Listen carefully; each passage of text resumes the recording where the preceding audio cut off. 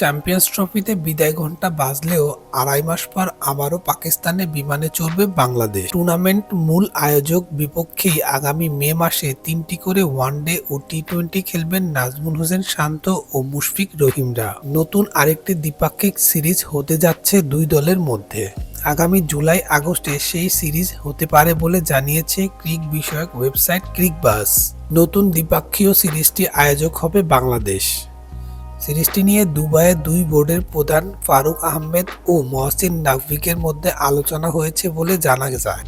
সিরিজটির বিষয়ে ক্রিকবাজকে বিসিবির ক্রিকেট অপারেশনের প্রধান শাহরিয়ার নাফিস বলেছেন, বিসিবি এবং পিসিবি সিরিজ আয়োজন নিয়ে আলোচনা করেছে। সিরিজের বিষয়ে এই মুহূর্তে ইতিবাচক উভয় বোর্ডই। দুই সিরিজের মাঝে বাংলাদেশ শ্রীলঙ্কা সফরে যাবে। আগামী জুন-জুলাইয়ে শ্রীলঙ্কার মাটিতে তাদের বিপক্ষে 2টি টেস্ট ও 3টি করে ওয়ানডে ও টি-20 খেলবে বাংলাদেশ। এর আগে আগামী 27শে ফেব্রুয়ারি চ্যাম্পিয়ন্স ট্রফিতে শেষ ম্যাচে খেলতে নামবে টুর্নামেন্ট থেকে ছিটকে যাওয়া বাংলাদেশ ও পাকিস্তান।